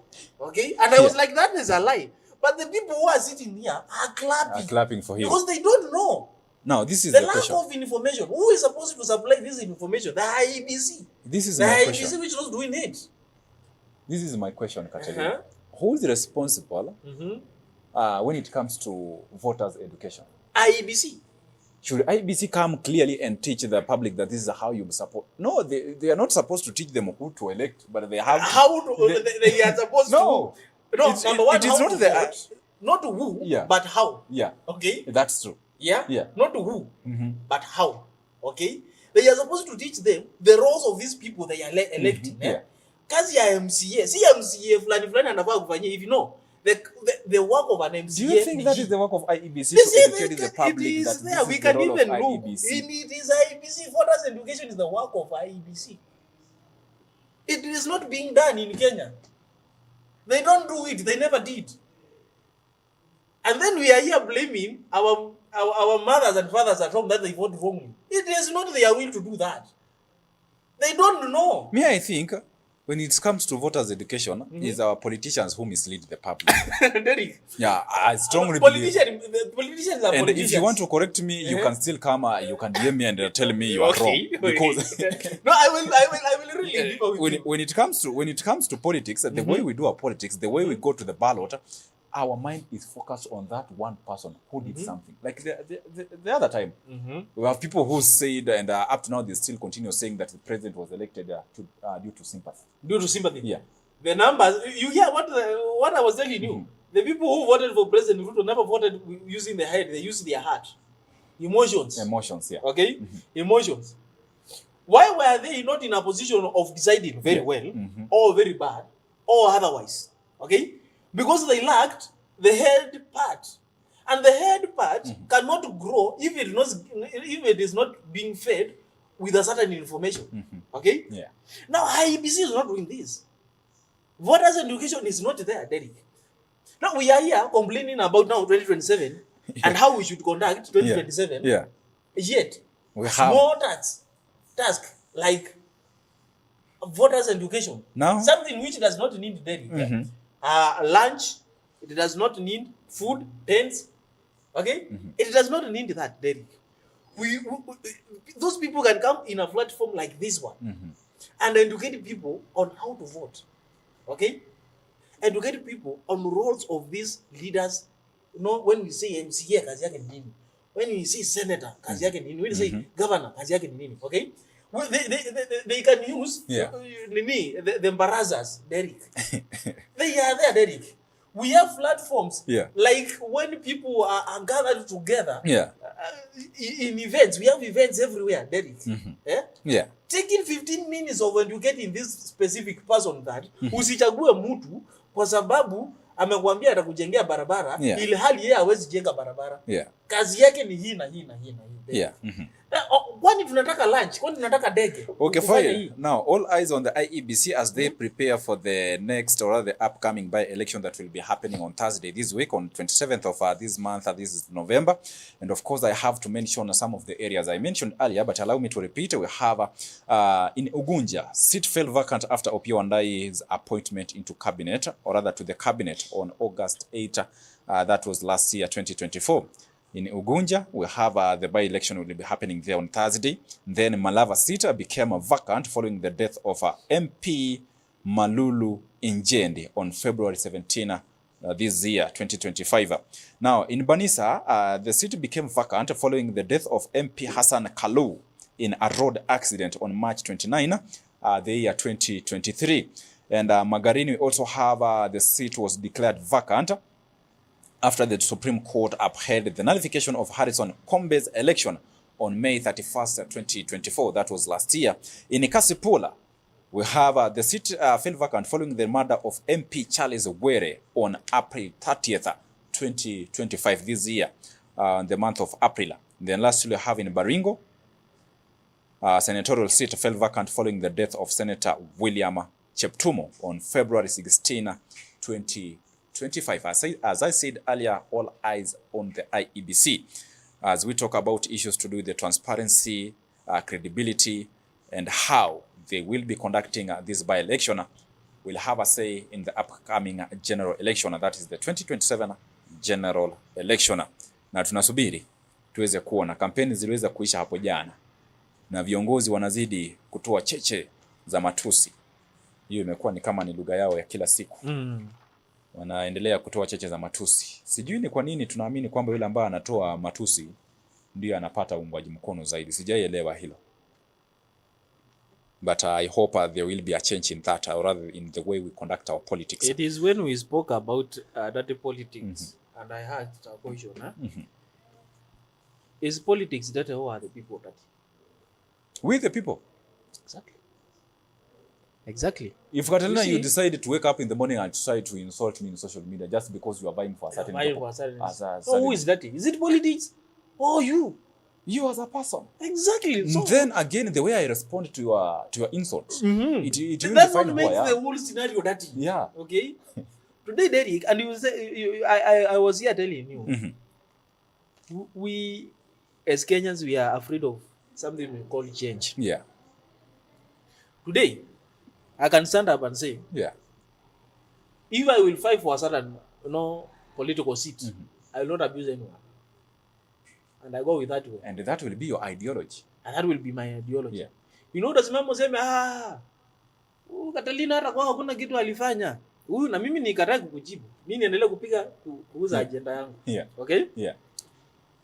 I think that twist will help people to think loudly. Now again, but here in Kenya, Derek, again we have the likes of Mosese. Mosese will not stand. You are silent. You are being insulted. You are not answering anything.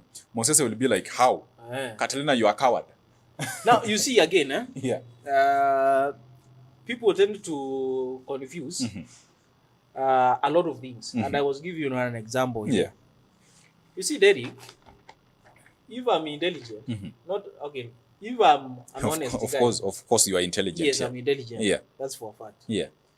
If today I'm being honest with you, you will confuse my honest to you as being rude to you, right? Yeah. If today, Derek, I'm being intelligent, yeah, okay, and doing things in a civilized way, yeah, my civilization will be confused to cowardness. Cowardness, yeah. Do you know what is a real coward? How many times have we seen religious leaders trying to vie for political seats? And people are like, hey, you see, this man of God is going to ruin his reputation. How is he going to associate with the politics? And the politics is a dirty game. Then we are like, wait. Politics is not dirty. People are dirty. The people are dirty. Okay. It is okay. Let's leave that story from there as I will have a look at the story on page number 2 of the Daily Nation. A man who lost home in Mukuru caught up in Makongeni eviction. Remember Nairobi County, Makongeni area. Is Makongeni in Nairobi or in Kiambu County? Makongeni is in Kiambu. Thika, right? It is in Thika. Yeah. Makongeni is in the outskirts of Thika town. Because I've heard people saying that Makongeni, Nairobi County. No, I think they are. Makongeni is in Thika. In Thika, yeah. Makongeni literally is the outskirts of it is in outskirts of Thika town. Yeah, Thika town, yeah. On your way going to some place called Muhuka. Yeah. Somewhere called Mwingi. No, huko ni mbali. Yeah, huko ni mbali, yeah. That is Muhuka. Yeah. From Muhuka you go to somewhere we call Kilimabogo. Yeah, Kilimabogo. That was the term I was trying to look for. Now the word Makongeni, yeah. The settlements in Makongeni, they are owned by two parts. There's a part which is owned. They say the kind of one part of the settlement is owned by railway, and the other part of settlement is owned by the people who used to the Saiso company. Yeah, the Saiso is called Makonge. The town is called Makongeni because the people who worked in those companies who used to plant Saisos and make those sacks from the Saiso products used to live there. Yeah. Okay. Now the side of railway. Yeah.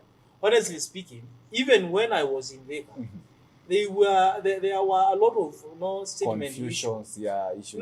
This land is not of Makongeni people. Okay. This land of allow me to cut you. Before we come to Makongeni, we have this man who lost home in Mukuru. Mukuru kwa Ruben or Mukuru kwa Njengo. We had a demolition activity that happened during the reign of former President Uhuru Muigai Kenyatta. And this is my area of concern. Remember during that time when the current president right now, and then he was the sitting deputy president, he said demolition will not happen under his watch, his government. Now what is happening? This man who lost his home in Mukuru kwa Njengo or Mukuru kwa Ruben, again, he's being evicted in Makongeni.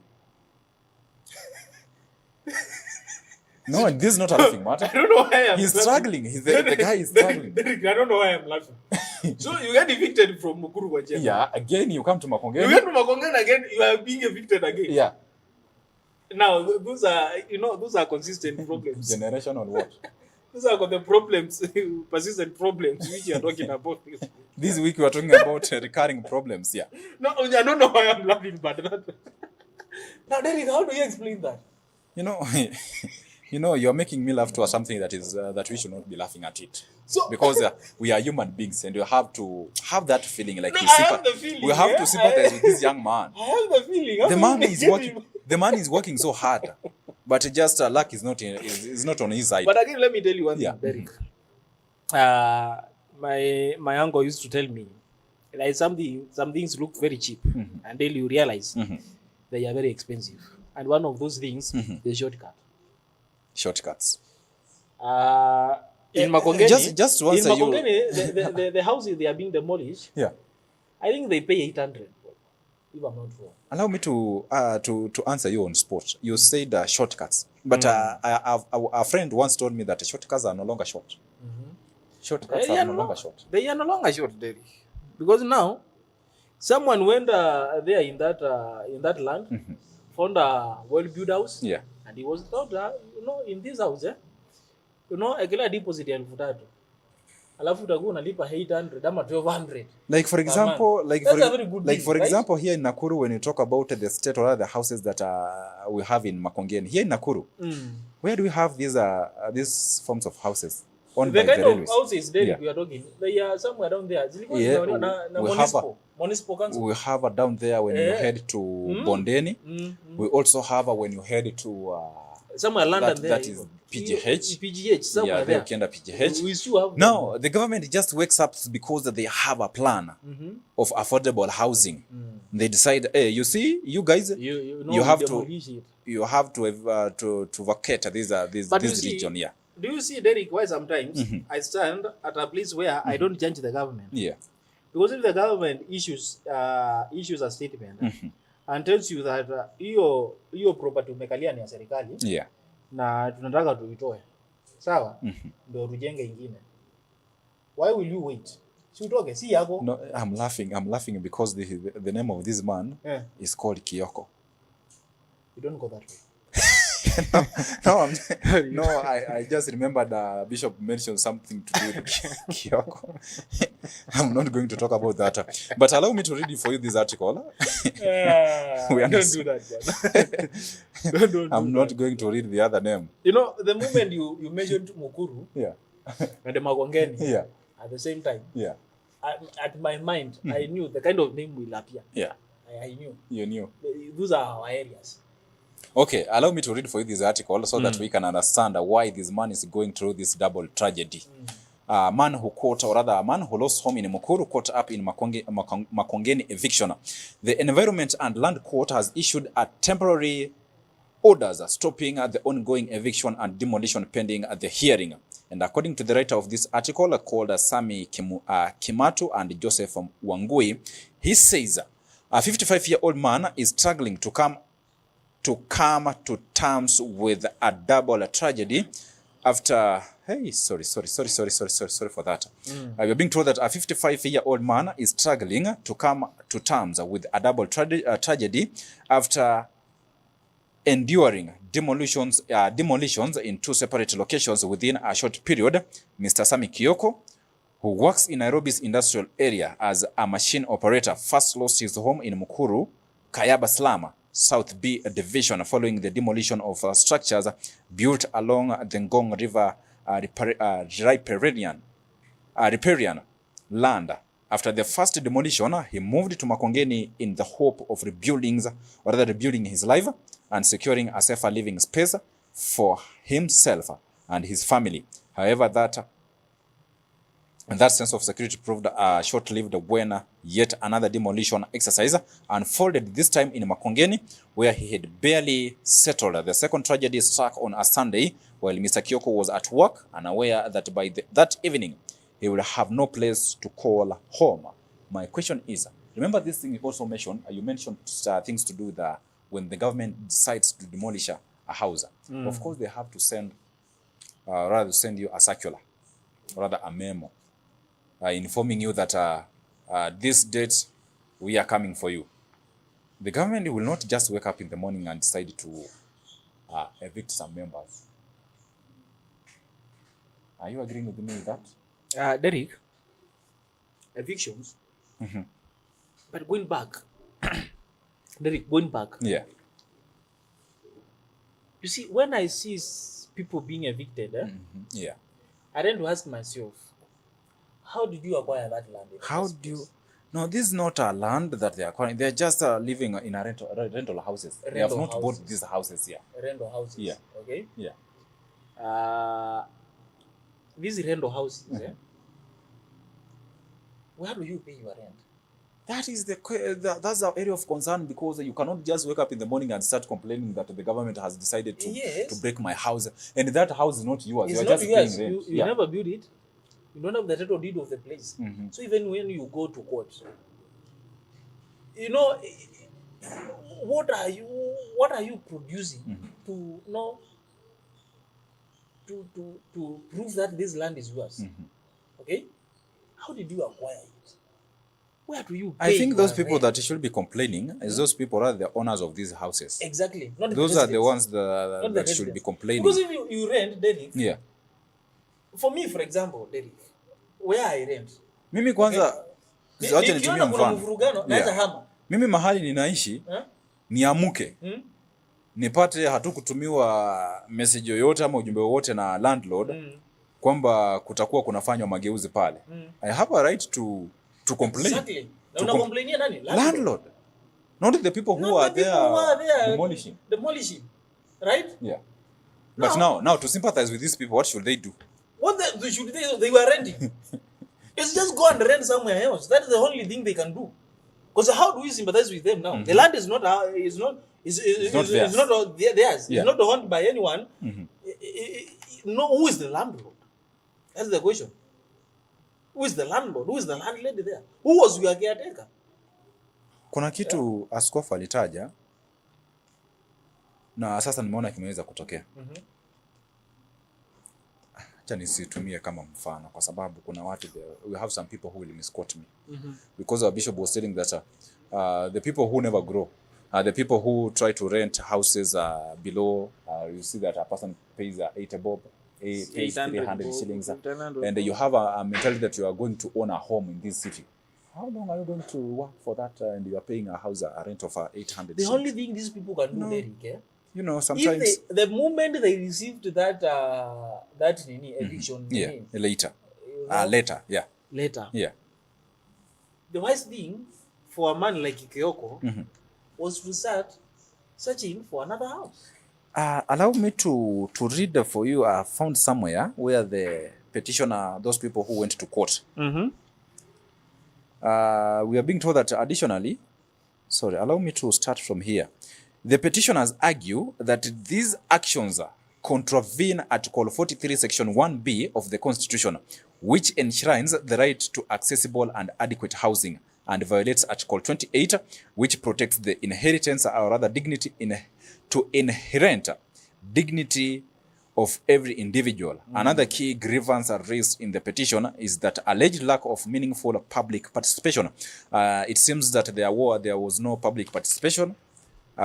Wananchi hawakushirikishwa vya kutosha na kuelewana iwapo watakuwa na hama ama hawatakuwa na hamisho. What was the eviction letter? Now, while the government claims to have engaged residents in consultations, the petitioners asserted that authorities conducted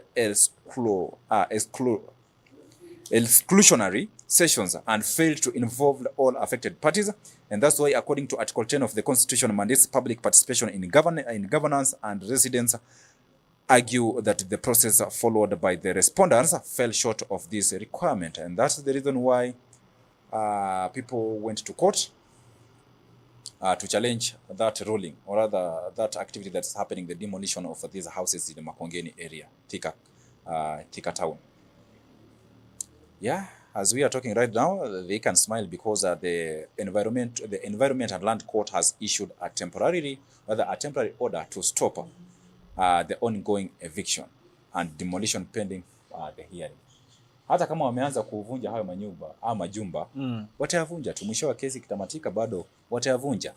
The wise thing to do, the wise thing to do for the residents, waende watafute nyumba zingine, wakodishe. Hiyo land ni ya serikali, waachie serikali mali yao. That is the only way. Kwanza huyu mwanaume Bwana Sami Kioko, I don't know why he's complaining, and according to the right of this article, he says Mr. Sami Kioko is working in industrial area. He works in Nairobi's industrial area. So he has a job. He has a job. Yeah, as much as you are complaining, at least find something. Do something. You have a family. You are a family man. 55-year-old man, and others who have been affected. It is good sometimes, Before it's not that we are not. People might think that we are not sympathizing with them. We are trying to sympathize with them. We are sympathizing with them, but how we can, and we are how trying to we can look for a tell solution. them. Look for another solution. That land belongs to government. It belongs to government. We will not change that. Yeah. We will be having a discussion here, Derek. We would be having a discussion here, Derek. Yeah. For instance, when tungekuwa tunaambiwa hawa watu walikuwa wasako fulani, wakanunua land hapo na sasa wanahamishwa. Tungekuwa sasa na maswali. Unajua tungekuwa na maswali like walinunua hiyo land haje, walifanya search haje, title deed inasema haje, map inasema haje. Unaona? We can have a case there. Yeah.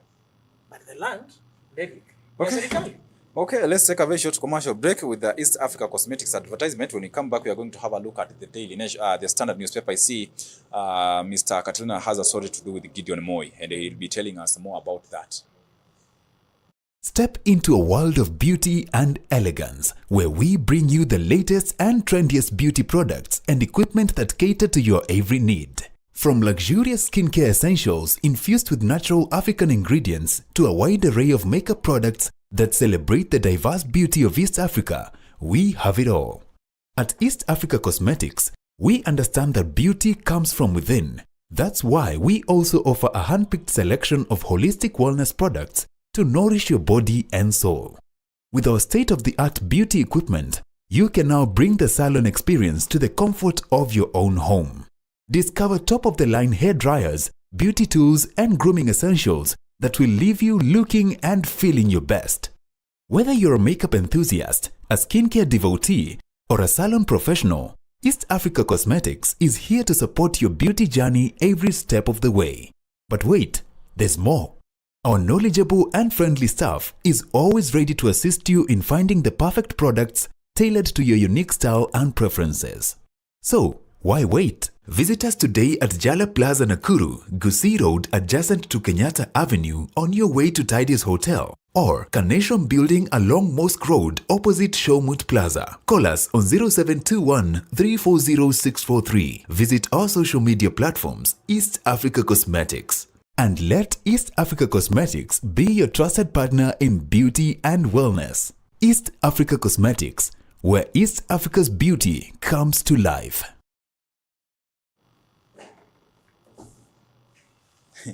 Naam, karibu tena mtazamaji. Hii imekuwa ni kanda ya East Africa Cosmetics, na kwa wale ambao pia wanafanya biashara, ni wakati ambapo pia nawe lazima uweze kujiendeleza katika biashara yako. You have people who have businesses, they sell cosmetics products.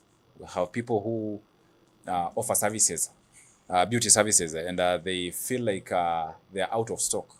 You know, we have a solution for you. East Africa Cosmetics is your number one solution to all your beauty products. Unaweza kufika pale, wanapatikana katikati ya jiji kuu la Nakuru, on your way to Tidy's Hotel, ukitumia barabara ya Gusii, that is adjacent to Kenyatta Avenue. Wanapatikana pale Jala Plaza, ground floor.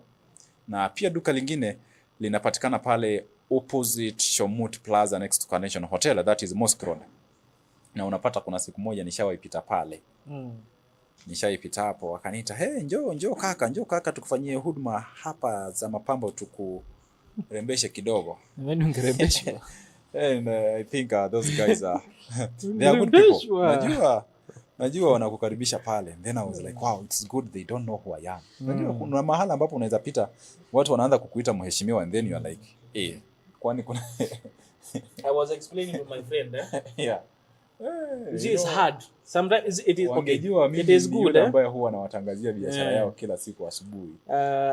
You know, I was telling my friend, it is good to be known by a lot of people. But sometimes it is good, but sometimes me, I just want to be a normal citizen. Like, you sometimes see that, it's very hard. That thing that comes with the fame. I was somewhere in a place where I live. There is a Kamini Mart somewhere there. Behind my residence. So I went to buy, breakfast. Then I am from house. And I was, conversing through a phone. And whoever I was talking to had really non-disturbed my emotions. I was not very okay. And I meet this. What was happening with you? No, it's a phone call. Okay. I don't know, you talk and sometimes you feel like hata watu nyinyi shida nitakwanga. And then you feel like umekasirika. I decided ndoke tu hata leo pia mimi nifanye shopping ya breakfast. So I went to the mini mart and as I was looking at the prices of the things I wanted, a group of 2 men and 2 ladies recognized me. And they were like, Catalina, how are you? So I was forced to smile. And inside I'm fighting. I'm like, it is hard.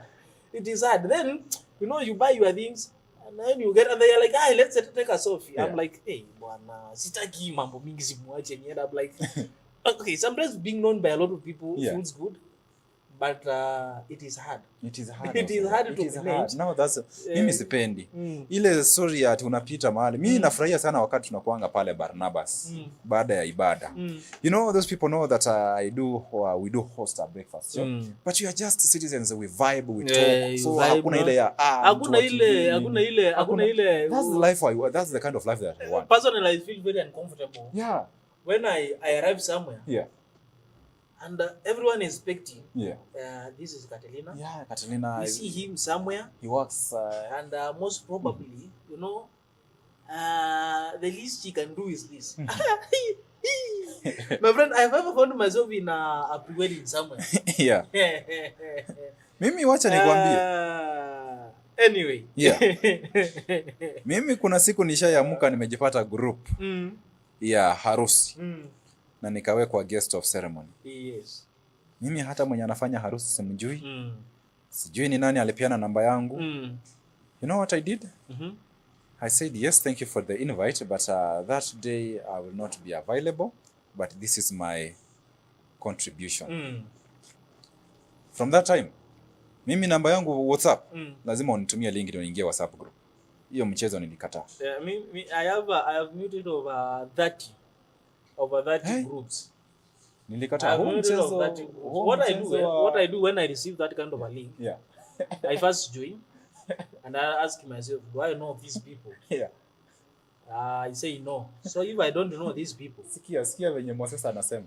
Moses anazungumzia kuhusu wasichana. Kama pageni Moses, let me hear. Just talk directly to me. Hebu nieleze nini unasema, sijakupata vizuri Moses.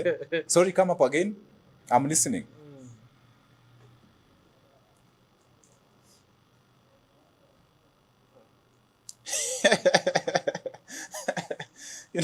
You know, we as a country, we have ambitions to tusonge hadi Malaysia. Lakini Moses naye anasema ati ndio maana wasichana wananihangaisha. Nani alikwambia Moses wasichana wananihangaisha?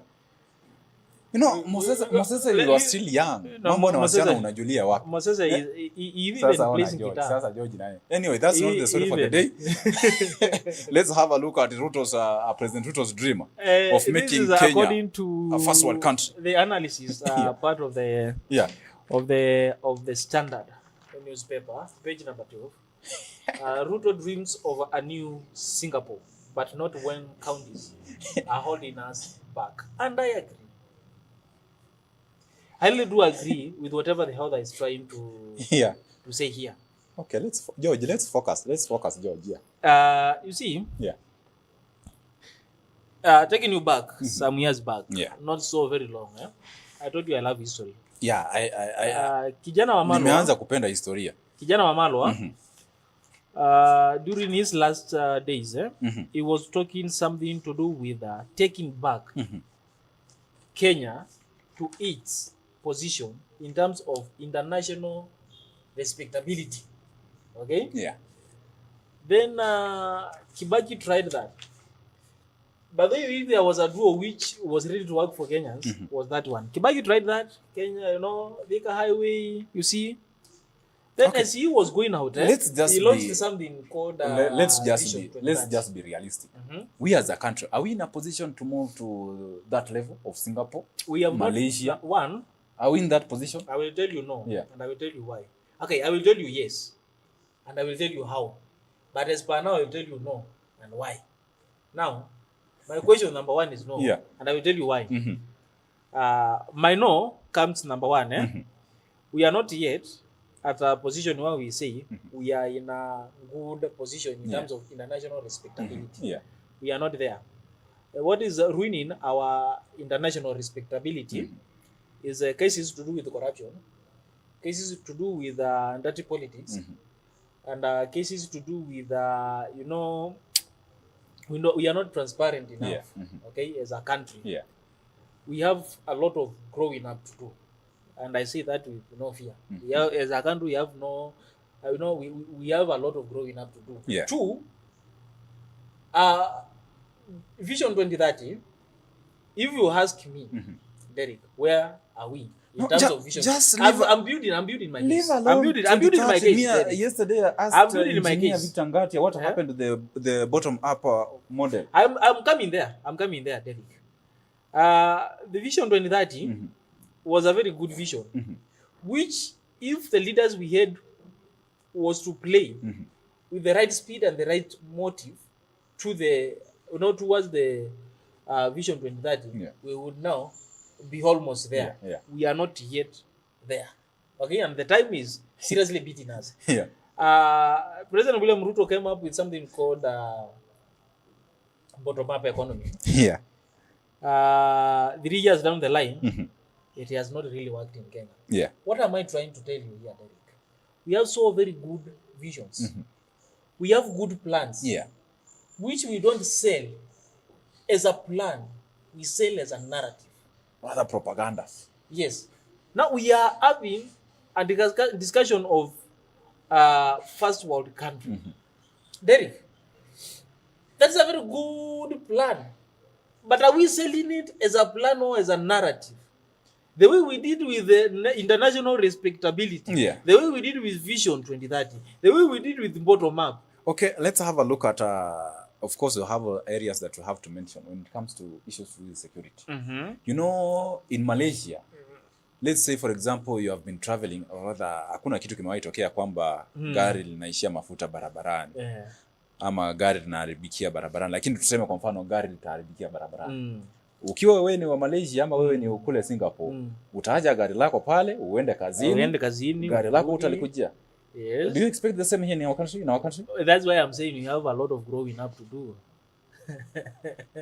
You know, when I say we have a lot of growing up to do, it's not because we have not grown up, but we are not yet at the point where we say now we are civilized enough. Still on matters to do with security.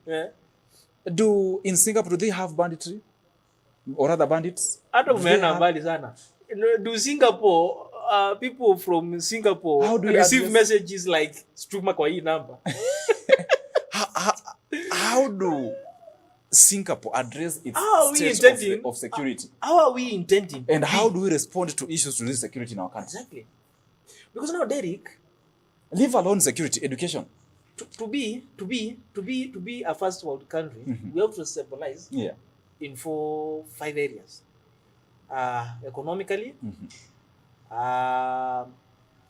health, education, and leadership.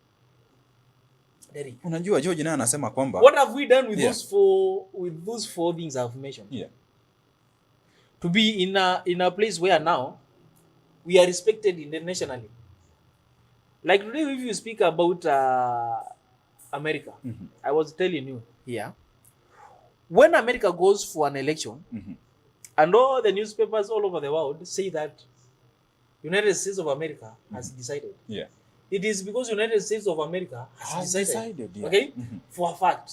They have grown to a point where now they have this civilization of nimeshindwa nimekubali. You ishia hapo tuendelee na. Right? We have, when was the last time in Kenya mtu aliconcede? Farasi ni wawili. Farasi moja ikashindwa ikaliconcede. When was the last time we saw that? Nowhere. We have never seen that. I think you don't know, you even don't know the meaning of conceding. Conceding a defeat. Okay. Now, Derek, come to health sector. From independent, what has been happening? We are not yet to a point where we say now, ati mtu anaweza toka nchi nyingine, Derek. Let's say for example, in Kenya we are so very good in treating malaria, a small thing like malaria, as someone comes from Zimbabwe, akuje kutitiwa malaria Kenya, right? Do we agree with that? So we are not yet into a level of not being respected with the right respect internationally. Kuna kitu ambacho Prime Minister wa Malaysia ameweza kukizungumzia. Na utaniruhusu niweze kukitaja. Like for example, the president, or rather the Kenya Kwanza government has a plan and already is happening. The affordable housing program. And according to Prime Minister, or rather Malaysian Prime Minister, Mr. Anwar Ibrahim, he says, I have seen the potential, I have seen the enormous strides made in the housing sector, which is truly commendable. Now the question still remains. The question goes again to our state, or rather goes to the Malaysian government and the Singapore. Of course, we are talking about making the Kenyan government to be among the first world countries. How did they conduct their housing program? In comparison to what we do here in Kenya, did they tax the people from their salary?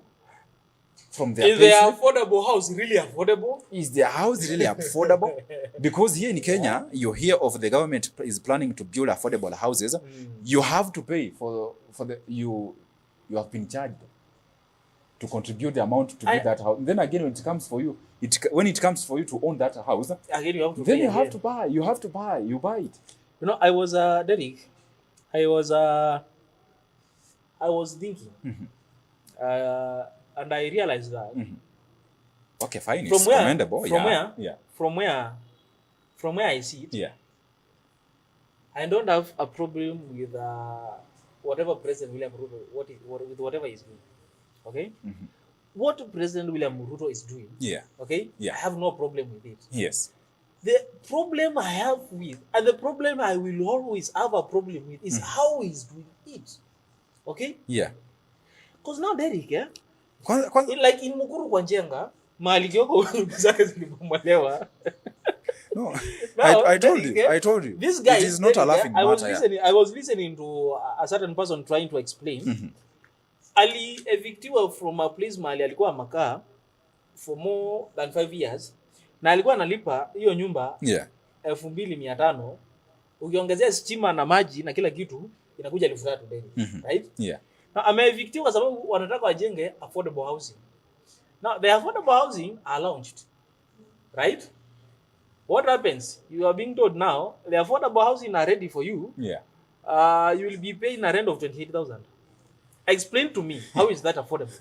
For a person who was paying 3,000, now you are telling him, you are giving him an affordable price of 28,000. How is that making sense? And remember that time we were talking about Mama Mboga, watu wa boda boda. You know, if you're, let's just be honest and be realistic. Our boda boda brothers and sisters, because we have ladies who are ventured into that business. Yes. We have also men who are ventured into the business. Now we call them Baba Mboga. Yeah, I don't know if that's true, because in my place we have a young man ambao wanakata mboga. Now, huyu mama mboga na mtu wa bodaboda ambaye anakata mboga, ambaye anaendesha pikipiki, ambaye anakata mboga, unamtoza shilingi tuseme kwa mfano 25,000 ili kuweza for him or her. I'm just using it as an example to own a 1-bedroom house in the form of affordable housing. Huyu mtu wa bodaboda anapata shilingi ngapi kwa siku? Yuko na familia. Huyu mtu wa bodaboda anapaswa kujisajili katika mfumo wa SHA. Ako na watoto anawalipia karo. And right now kuna watoto ambao ni wa CBC, tunaweza kuona kuna vitabu ambavyo wanahitajika. You know, I was following up hawa wanafunzi ambao watakuwa wanajiunga na grade ya 9. Wanajiunga na grade ya 9. Na kuna wale ambao watakuwa wanajiunga na grade ya 10. They have some requirements, they have to go with them to school. Unapata kwamba ni kiasi kubwa chana cha fedha. Now, huyu mtu ambaye unamtoza fedha hizi, is it really affordable? It is not affordable, Derek. So if you tell me... Now, I want somebody to explain for us how affordable is it. Because the question has been how. Maybe the problem... The problem with me and the government and the things they are doing is how. Is how. Because the question of why, they will always answer. Yeah. But the question of how, they will never answer. Okay, fine. Our time is up. And kuna Moses sijui habari ametoa wapi, lakini natumai kwamba anafanya kazi nzuri. Pia nimeanza kuona anaanza kufuatilia habari. Anasema it is happening, na anaona kwamba kuna huyu manager wa kampuni. Allow me to call him a Mhinda. I'm not being tribal, but of course he comes from a Hindu. Ambaye ni manager wa kampuni ambayo inatengeneza vyuma. Defki. Yeah. Anasema Rais Ruto anapenda wananchi, na angekuwa na uwezo angemfanya Rais Ruto, ama angependa kuona Rais Ruto akihudumu kwa muda wa miaka 20. Sasa hizo habari Moses unatoa wapi? Sisi hata hatujaziona kwa gazeti. Hizo habari hata kama zipo, mimi sijaziona kwa gazeti. Biashara yake venye anafanyanga, mambo ya siasa waangalie siasa za India. Okay? Aende ukonidangu aje huko Mumbai, akaongelelea siasa za kwao. Hii ni Kenya, ni yetu. We are Kenyans. We are the one who decides who to lead. You know you can be prosecuted for that. It is okay. If I tell you to go and talk the matters to do with your family in your family, that is not wrong. It is the truth. Okay, fine. Our time is up. Asanteni sana kwa wale ambao umekuwa nasi. Katrina, your last thought as we wind up. I will really finish with tell George to stop doing this to me. I know the time is up. I will finish with a controversial statement. Okay? How controversial is it? Very controversial. But I will want one day we explain this, and I will tell you the guest. Yeah. I was reading somewhere, and the author said, A person who tells you not to work on Sunday, he makes his salary on Sunday. I don't know how true is that. I am James Katarina Ngundi. Meet you on Thursday. Haya. Naam, huyu amekuwa ni Catalina James na siku zote anakuwa na misemo. Sijui wewe umekuwa malenga ama umekuwa msanii, sijui unahusika na sanaa ipi, unakuwa mwandishi, sijui. Utakuwa unatuelezea on Thursday. Yeah. Utakuwa utuelezee kama unabadilisha sanaa ama taaluma. But for that, kufikia hapa mtazamaji, asante sana kwa wale ambao kwa nasi. Mimi naendelea kuhuzunika, my team is not performing, na bila shaka mtazamaji, hiyo timu sitaihama. I will still support Manchester United, na siku ya Jumapili bado tunatarajia kwamba tutakuwa tunasajili matokeo bora. Hata mnaniona nimesononeka sana. Ni sawa tu mtazamaji. Tutapatana siku ya kesho panapo majaliwa. Kwa heri.